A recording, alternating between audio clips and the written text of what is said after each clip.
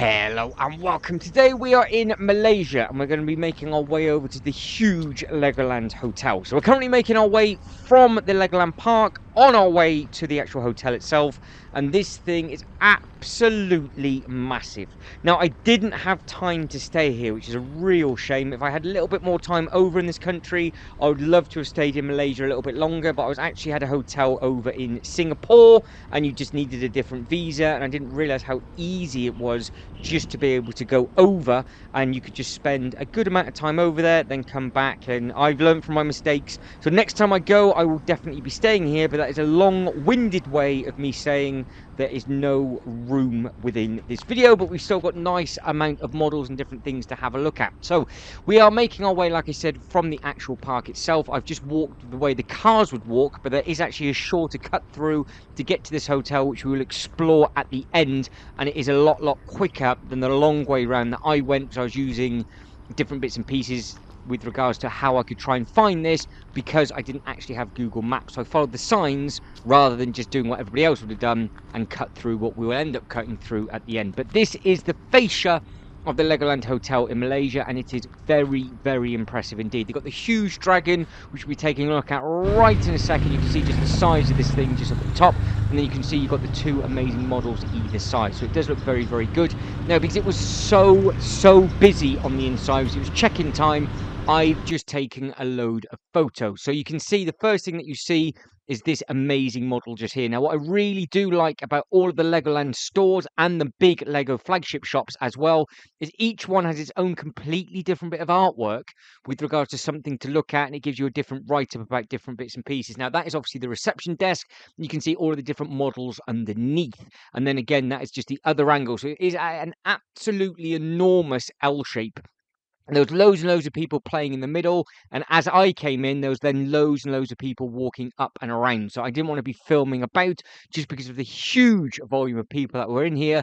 So I thought I'd just take a load of different photos instead and have a look at all of the different models and different things like that. And of course, because I'm not staying at the hotel, it's not the easiest thing to do, because normally what I do is when I go walk around the hotel when everybody's actually asleep, whereas this was peak time. So they had lots of different shops and different bits and pieces dotted all over the place. You can see I'm stood in one shop looking at another on the other side. So you are spoilt for choice with regards to the amount of Lego sets that you want to buy.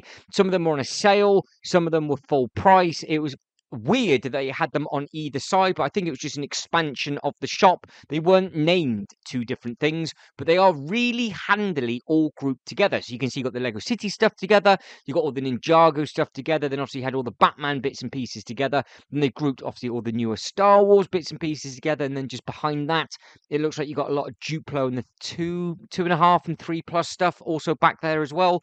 It was a very good sized store, but I think on the other side, if I remember rightly, was where all the tills were. So you could walk into this room, pick up all the boxes and different bits and pieces like that, then walk into the other side and then buy the bits and pieces. Now, obviously, with it being a Lego Land hotel, there is huge amount of models to have a look at as I need to start choking. You can see here, these things just here.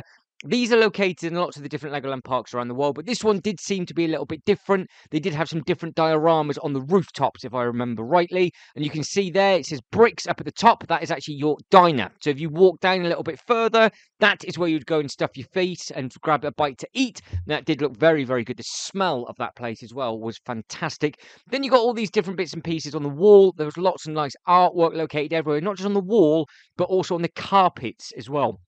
They had a huge amount of detail located on the ground. So you did actually have to look everywhere just to make sure you could soak everything in. But again, we're in the opposite shop now, so we've now come to the other side, and this side had different artwork, and obviously you can see that it's got all the brick heads, it's got the bags, looks like it's got little slip-on flip-flops and other little bits and pieces like that.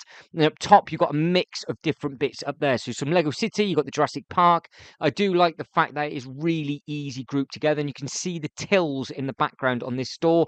That is the carpet. That is how detailed this was. It was amazing just to look down and see all of this with all the pipework that connected to each other.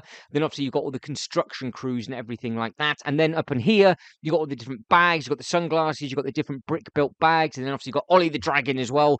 So again, spoilt with regards to the amount of bits and pieces that you want. Then you've got the smaller postcards as well. Now these things sell very, very well at the airports, and you can see why, because obviously if you're in that current location, you can pick one of those up, easy enough to build. You could even try and risk building it on the plane, and then obviously you can crack on from there. And there's another store just there, and that one was actually shut. So there's actually 3 different places that you could go and buy all of your Lego sets from downstairs. Now, this is a play area. Now, obviously, I'm not going to be taking photos of the actual play area itself because there was lots and lots of little ones running around. But there was a huge castle with loads of slides and everything dotted around. And then you had all these cool models up top. And this is right as you come in through the front door.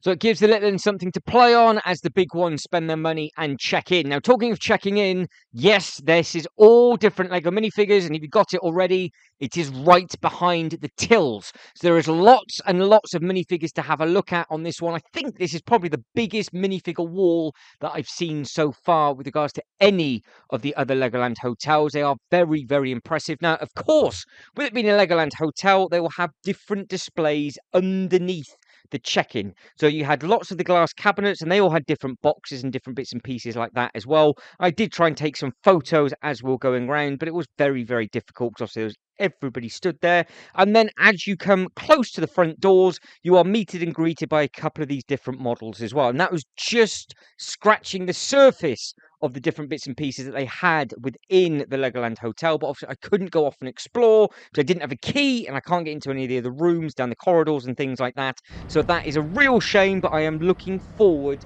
to coming back to this massive hotel. So that is just a sneak glimpse of what I am looking forward to getting back to. I would specifically fly over to Malaysia just for a day or two, just to go back around the park at a different season and then move on somewhere else, because I'd love to explore the different bits and pieces that they have on offer. Now, I am not, it looks like I'm walking into a massive city. I am walking down a very, very quiet road to a car park, into where all the shops are, and then if you just turn left, that is your entrance to the Legoland Park, or you can then just go shopping.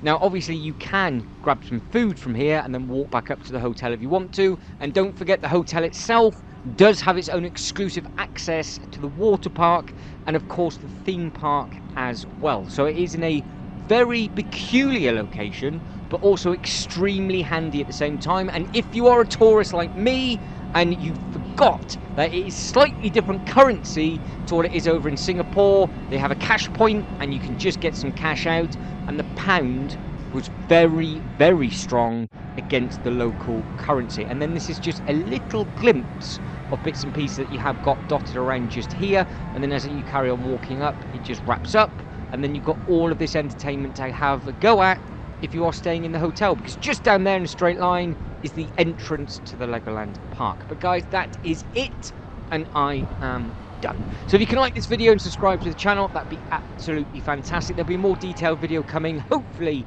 in 2024, of the amazing hotel located in Malaysia. But as always, thank you very much for watching. You lot take care, and catch you in the next one. Ta-da.